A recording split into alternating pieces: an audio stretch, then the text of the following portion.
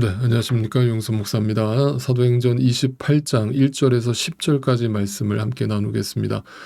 이제 어느새 사도행전 마지막 장에 도달을 했습니다. 이제 이번 주면은 사도행전 마지막 장까지 우리가 묵상을 마무리할 수 있겠습니다. 자, 사도 바울이 탑승했던 이 알렉산드리아호의 이야기는 우리에게 어떤 메시지를 주고 있는 것처럼 보이십니까? 결국 이 배가 우리 인생이라고 가정을 해본다면 이 세상에는 결국 두 가지 종류의 인생이 있다라는 것을 우리에게 보여줍니다. 하나의 인생은 바울처럼 하나님의 말씀을 받아서 그 말씀을 의지하여 하나님의 시간인 카이로스의 시간을 살아가는 사람이고, 또 하나는 이 세상의 소유와 권력과 인간의 지식과 지혜를 간구하고 거기에 붙잡혀서 풍랑을 만날 때 절망하고 두려워하는 그 크로노스의 유한한 시간을 살아가는 사람들입니다. 이 차이는 평상시에는 전혀 나타나지를 않습니다. 그러나 이제 인생에 유라굴로 광풍이 한번 불어 닥치고 나면 아주 선명하게 그 차이가 드러납니다. 믿음이 있는 자와 믿음이 없는 자의 차이죠. 다시 말씀드립니다. 믿는 자나 믿지 않는 자는 똑같이 인생에서 풍랑을 만납니다. 여러분이 기도 열심히 한다고 해서 풍랑을 피해갈 수 있는 게 아니고, 말씀 많이 안다고 해서 풍랑을 피해갈 수 있는 게 아닙니다. 우리의 상황은 나아지지 않습니다. 달라지지 않습니다. 그러나 우리 안에 진짜 믿음이 들어오고 나면요, 달라지는 것이 있죠. 뭐냐면 상황은 달라지지 않지만 그 상황을 해석하는 힘이 길러진다고 제가 거듭 말씀드렸습니다. 예를 들어 볼까요? 다윗이 이런 고백을 했죠. 시편 23편에서 사망의 음침한 골짜기를 내가 다닐지라도, 잘 들어보십시오. 다닐지라도입니다. 다닐지라도는 뭐예요? 그 골짜기 자체를 피해갈 수는 없다는 얘기잖아요. 근데 그 사망의 음침한 골짜기 안에서 나에게 믿음이 주어진 거예요. 그리고 그 카이로스의 시간이 주어진 겁니다. 그럴 때 그 말씀이 내 안에서 어떤 역사를 일으키느냐? 여전히 하나님께서 나와 함께하고 계심을 보게 하는 것이죠. 이게 믿음입니다. 그럼 믿음이 없다라는 것은 뭐예요? 하나님이 안 계신 거죠. 하나님이 안 계신 것처럼 여겨지는 거죠. 그런 자들이 어떻게 삶의 모습이 나오겠습니까? 늘 삶의 원망과 불평과 두려움과 염려와 근심에 사로잡혀서 살아갈 수밖에 없는 것이죠. 여러분, 다시 말씀드립니다. 믿는 자나 믿지 않는 자나 고난이 오는 것은 똑같습니다. 유라굴로 광풍은 똑같이 불어닥칩니다. 그러나 같은 배 안에 있지만 그 상황을 받아들이는 사람, 바울의 모습과 그 나머지 믿지 않는 자들의 모습이 어떻게 선명하게 달라지는가를 그 광풍 안에서 확인해 보실 수 있기를 바랍니다. 여러분은 그 광풍 안에 있는 배 안에서 바울의 위치에 서 계십니까? 아니면 여전히 벌벌 떨고 있는 그들의 그 군중들의 모습 속에 여러분이 섞여 계십니까? 자, 하나님께서 나와 함께 하신다는 말은 다른 말로 바꾼다면 주님이 지금도 나를 신실하게 인도하시고 책임지시고 나를 이끌고 계신다는 뜻입니다. 이것이 믿어지는 겁니다. 어떤 경우에도 주님이 지금 나와 함께하고 계시다는 사실이 분명하게 믿어지는 겁니다. 자, 그러므로 믿는 자의 생각은 항상 이와 같이 나타나는 거죠. 어떻게 나타납니까? 나에게 또 오늘도 풍랑이 오는구나. 하나님은 왜 또 나를 괴롭히실까가 아니라, 믿는 자의 고백은 하나님은 이 고난을 통해서 어떻게 또 내가 더 주님께 가까이 나아가도록 만드실 것인가? 어떻게 하나님의 일을 내 안에서 성취하시도록 나를 빚어가시고 만들어 가실까? 라는 생각이 내 안에 나도 모르게 드는 겁니다. 그래서 두려움이 없는 겁니다. 그래서 염려가 잠시 들 수는 있어도 근본적으로 그 염려와 한숨이 찬송으로 변하고 기도로 변하는 것이 믿는 자들의 삶의 모습인 것입니다. 합력하여 선을 이루어 가시는 그 주님을 믿음의 눈으로 바라보는 것입니다. 여러분, 여기서 말하는 그 선은 나에게 유익한 선이 결코 아닙니다. 하나님이 원하시는 궁극적인 선으로 나를 이끌어 가시는 겁니다. 그곳이 어딜까요? 십자가입니다. 자기 부인입니다.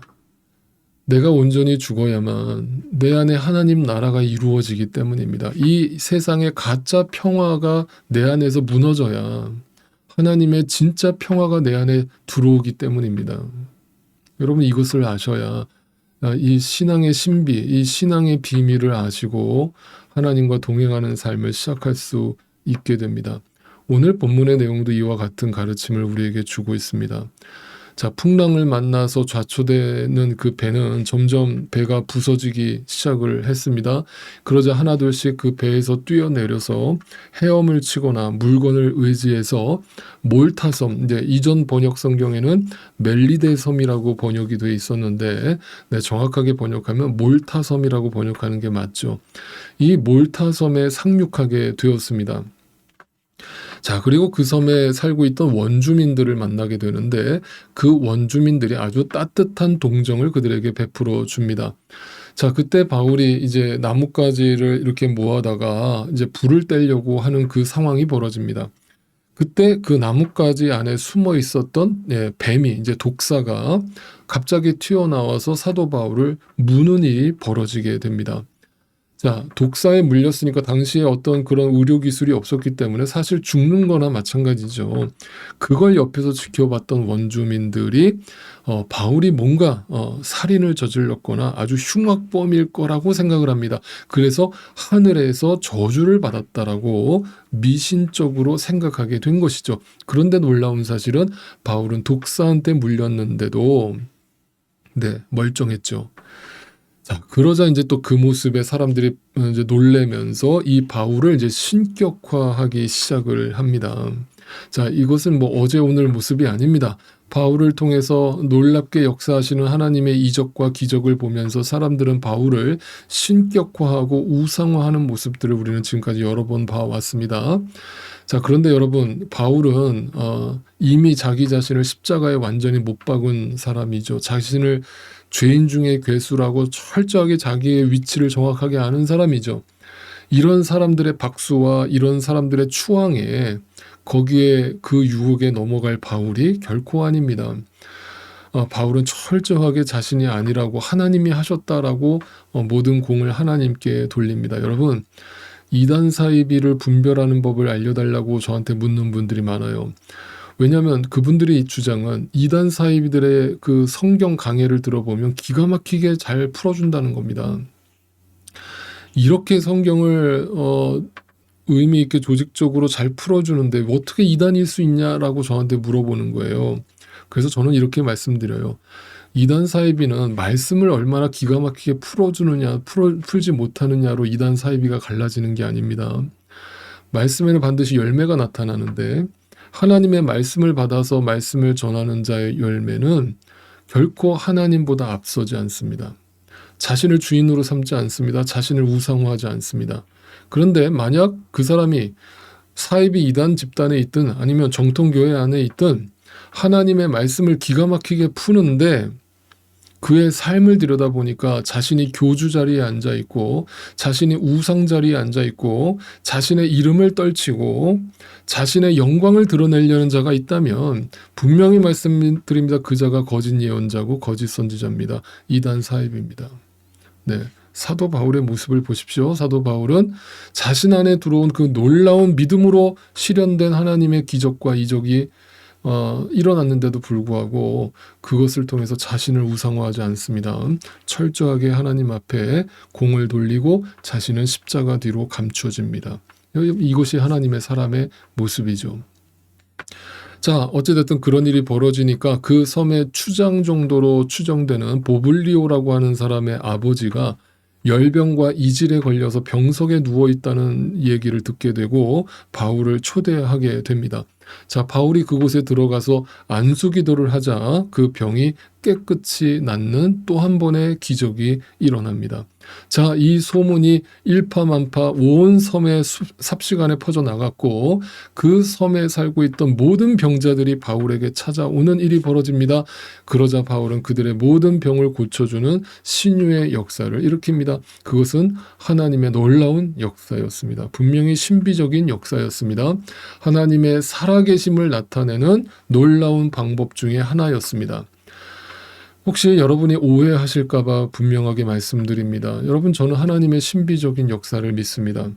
하나님은 오늘도 우리의 삶 가운데 신비적인 역사들을 일으키신다고 저는 분명히 믿습니다. 다만 제가 여러분께 늘 설교하면서 성경 공부하면서 여러분 신비주의를 경계하십시오라고 가르쳤던 이유는 그 신비주의는 하나님이 마치 우리에게 신비적인 방법으로만 우리에게 역사하시는 것처럼 그것을 신봉하거나 추종하는 모습은 하나님이 우리에게 주신 복음과 그 말씀의 의미를 훼손할 수 있기 때문에 경계하라는 것이지 하나님의 역사를 믿지 못해서가 아닌 것입니다. 왜냐하면 여러분, 귀신, 사탄, 마귀들도 기적과 이적과 신유를 일으킬 수 있기 때문입니다. 그 역사가 어디로부터 오는지를 알려면 말씀에 근거한 역사인지를 확인해야 하는 것입니다. 오해가 없으시기를 바랍니다. 바울에게 하나님이 이렇게 역사해 주신 이유는 무엇입니까? 바울이 위대해서가 결코 아니죠. 누가 지금 바울과 함께하고 계시다는 것을 보여주시기 위함입니까? 하나님께서 온 우주 만물을 창조하신 하나님께서 지금 바울과 함께하고 계시고 바울은 그 하나님과 함께하고 있음을 그 절체절명의 위기 상황 속에서도 분명히 믿고 있었기 때문에 자신의 능력으로가 아니라 그 하나님의 능력을 붙들고 있었기 때문에 그 하나님의 역사를 일으키는 그런 장본인이 될 수 있었던 것입니다. 여러분, 지금 바울의 모습을 한번 보십시오. 세상적인 눈으로 보면 바울은 정말 보잘것이 없는 모습이죠. 지금 죄수의 신분입니다. 그 겉모습은 초라하기 그지없습니다. 내 외모도 보잘것이 없고 지금 가진 것도 아무것도 없습니다. 가정이 있습니까? 결혼을 했습니까? 자식이 있습니까? 정말 내세울 게 아무것도 없습니다.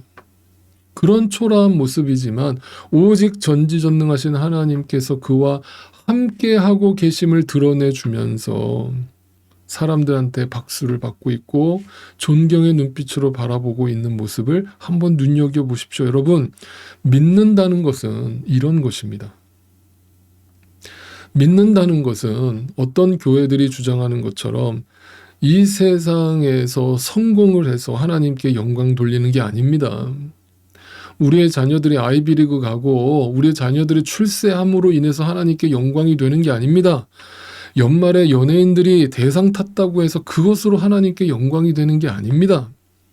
여러분, 진짜 하나님께 영광이 되는 것은 우리의 아무것도 아님이 주님 앞에서 날마다 드러나고 사람들 앞에서 드러나고 그로 인해서 하나님의 강하심이, 하나님의 완전하심이 나의 연약함을 통해서 드러날 때, 다시 말하면 구원의 역사를, 이 죄인된 우리를 구원하시는 역사를 일으키실 때 하나님의 영광을 받으시는 것입니다.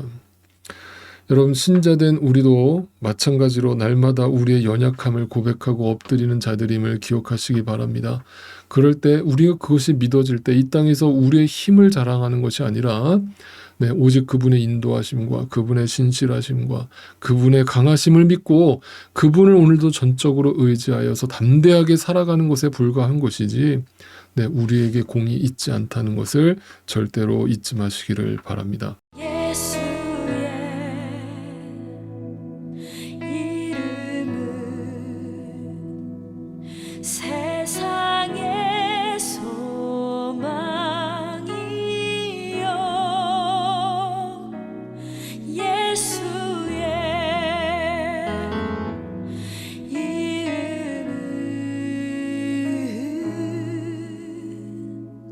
저